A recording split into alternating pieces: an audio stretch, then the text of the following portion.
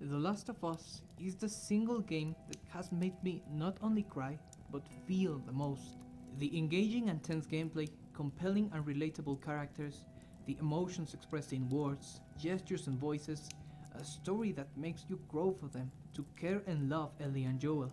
The heavy, melancholic score that perfectly fits this world and atmosphere. Gustavo Santaolalla, using just a couple of instruments, created a melody which conveys every emotion present on a scene in just a couple of notes and silences. The mix of such masterful execution of components makes all those feelings stir while you play through the first game of The Last of Us.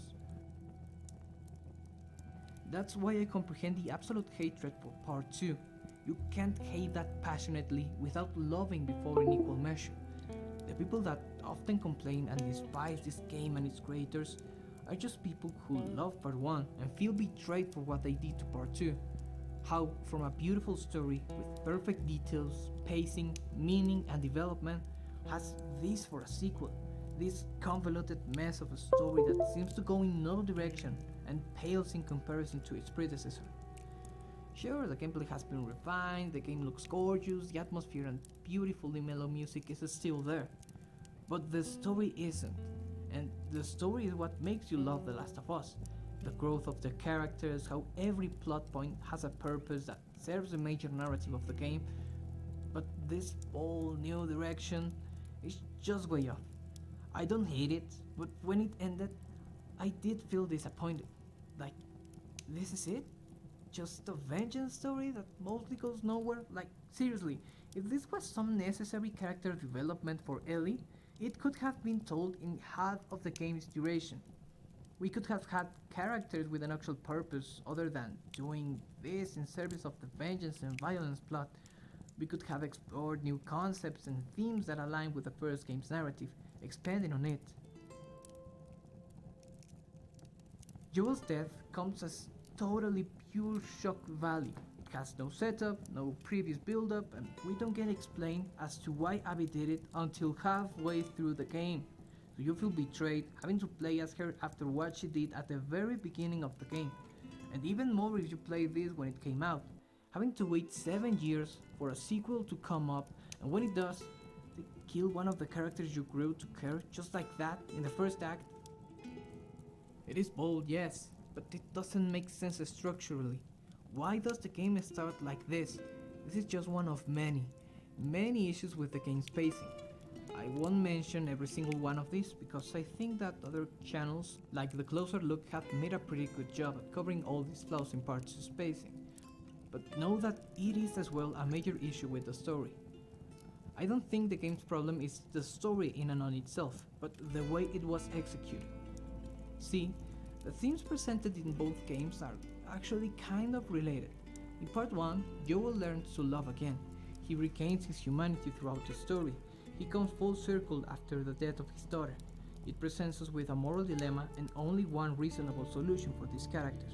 After being together for the whole game, all that both Joel and Ellie live through, their character arcs make the conclusion logical. It could have not been any other way for these characters. And on paper, Part 2 themes align with Part 1's.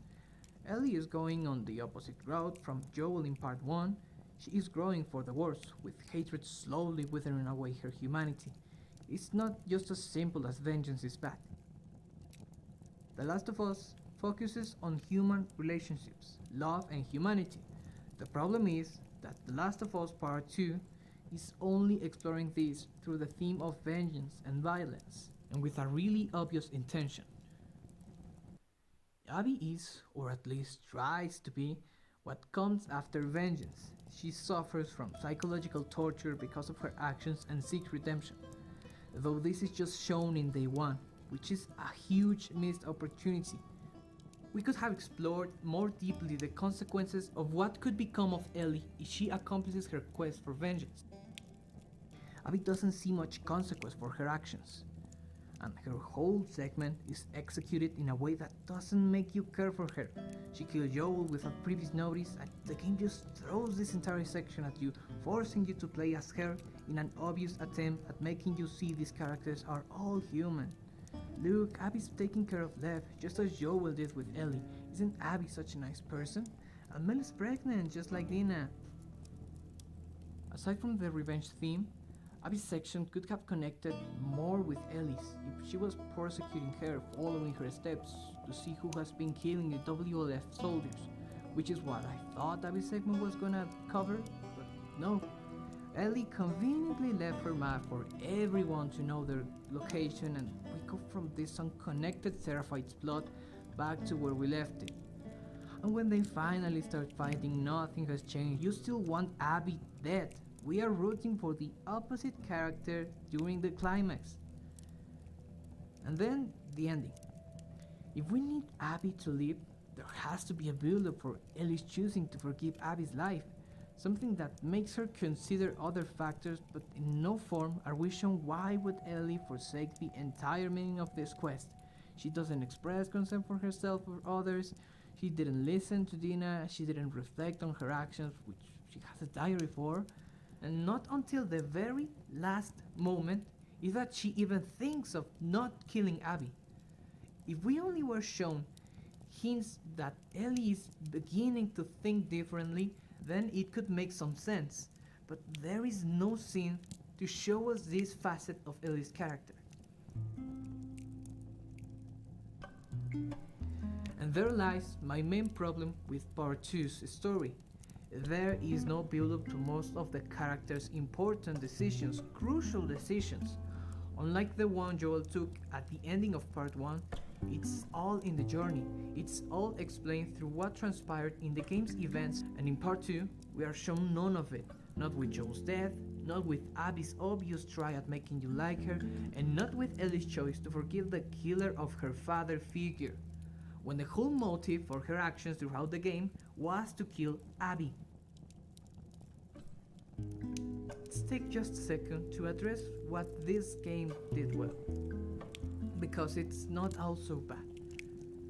The music is consistently good. Gustavo Santaolalla makes a great job in both games, and the music is used very fittingly. It enhances the beauty of some moments and increases the tension or sadness in others. One of the scenes I remember the most is the one on Seattle Day 1, when Ellie sings Take On Me to Dina, remembering a night by the fire. And it's just that, almost 3 minutes of Ellie singing and playing the guitar to someone she loves amidst hostile territory, taking a brief moment from the combat in this area, makes this moment especially beautiful for the player. It's a great pause and the preparation for what is to come. Sadly, there aren't much other moments like this. The game looks amazing and it makes great use of its visuals. We see a good deal of different locations that showcase the beauty of the world of The Last of Us, withered buildings filled with vegetation that has been taking over cities. Rain is used in such a great way and looks incredible, just as the lightning does. When we have elements like fire or heavy contrast, it looks gorgeous, and it's integrated perfectly. Honestly, the visual department of this game is just great. It looks incredible and enhances the way the story is told. We only had an equally good story to make use of these tools. Ellie's character received a decent treatment, at least on the first 3 days. Let me explain why I say so. Joel's denial of the past is the way he taught her how to grieve. When Tess died, Ellie asked and Joel just dismissed her. The same with Sam, and when she asked about Joel's past, it was until the very last part of the game when he answered to Ellie's questions, when he showed some kind of acceptance for what happened to Sarah. When Joel died, Ellie's way of reacting is just a consequence of Joel's ways. She is setting herself an objective and an excuse to do something about Joel's death, rather than accepting it and carry on with her life. She feels as if she needs to do something to make Abby pay. Yes, she could have changed on all the time in between games, but we also have to take into account what transpired in the party and what happened to her relationship with Joel after Joel told the truth to Ellie. It could make sense for her to embark on this quest and try to do something about it. She left Joel without fully forgiving him. Their last days together weren't the best, but they didn't left on the worst note. Ellie was ready to start forgiving Joel, but she didn't get her chance. These factors may have contributed to Ellie chose to pursue revenge without a second thought. And that's about it when it comes to decent character arcs. I already listed my issues with Abby. She has a cool concept, cool design, but her character is just dumb. No arc and no clear direction or purpose other than the one she was so obviously forced onto. Lev was cool, I guess. He's used in a good way, but his relationship with Abby seems to blossom too quickly, and the events of Day 3 were basically all of his fault, and for a decision that doesn't fit with what was established about him. I totally forgot Yara existed. She's just meaningless and serves to waste Day 2 of Abby. You see, we could have still have this Seraphite storyline in between another plot point that makes Abby's section intertwined with the rest of the game's narrative and Ellie's story. Joel's nice when he's on the flashbacks, but he's just huge wasted potential. For the story being told, for what fans expected, and for complementing Ellie's character. None of these factors are taken into account and used in the game. Dina and Jesse are just there to help the narrative flow and have someone for Ellie to interact with, other than Tommy. Dina could have used more characterization and moments like those of Day 1, making players like and care for her more. Her best moment, in my opinion, is the confrontation with Ellie before she went after Abby to Santa Barbara. Lines of her like, I don't plan on dying. Yeah, well, neither did Jesse. point at someone whose words could be good for Ellie, who could have reached to help her grieve, teach her how to live in the present and accept the past. That line points out at her strength when it comes to losing people, and I would have loved to see them having more confrontations. Maybe use Ellie's diary to make us see what she learns from Dina. I really wish I could have liked her more.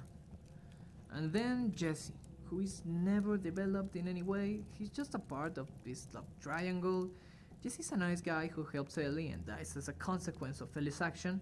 His death furthers his importance on Ellie's and Dina's lives, but we could have used some sort of character arc other than his little confrontation when he parts ways with Ellie to seek Tommy. He dies and it's like nothing happened. Even Maria, who doesn't have a role as half as important as these two guys, is disrespected. He just lets Ellie and Dina go after her husband, like it's no big deal for them to be on hostile territory, when she was so against Tommy helping Joel on the first game, and for a better reason. Tommy is fine. I think he doesn't need development as badly as Dina and Jesse do. He serves his purpose, and his actions make sense with what was previously established. I am fine with him surviving. He could even be a villain in part 3, some sort of ghost from the past who still seeks vengeance and could be a bad influence for Ellie trying to grow out of this. And so, what can we make out of all of this? Well, part 2 isn't a bad game, it's just a bad sequel for a game like The Last of Us. Honestly, the 3 days with Ellie on Seattle were mostly alright. There's just a few issues that hold it back. But then we have that horrible choice for a start, midway through the game, a section that lasts almost an entire 15 hours with a bland and obvious intention, and a story that doesn't add to the major narrative of the game. The final stretch of Santa Barbara, which ruins the conclusive scenes of Dina and Ellie happy on their farm exactly after the climax, and furthers the little sense this game already made. And when we combine a couple of visions with entire sections of misdirection and nonsense, we get why this game is so hated. And still, even though there are a lot of flaws in Part 2's direction, pacing, characters, and order of events, I still think that there is hope for Part 3 to be at the very least better than this. It really is a shame what happened with Part 2. I have some heavily mixed feelings on this game, but even with all of its flaws, and man, this game is flooded with flaws, it is still a great game, one that fails to live up to our expectations and its predecessor. Part 3 is inevitable, and I think it could do a lot for this franchise.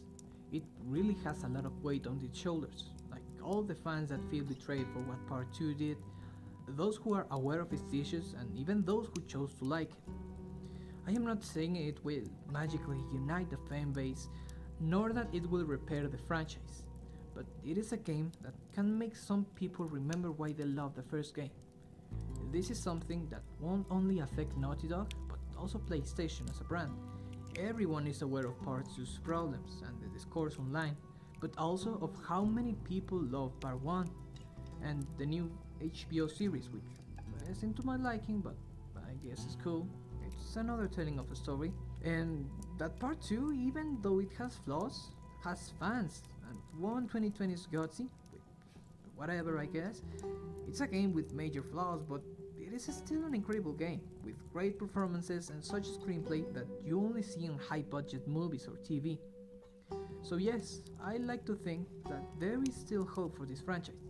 Part 2 is a heavily flawed game that betrayed its fans for the sake of being bold, but it is still a great game, even better franchise with the potential to have a greater sequel.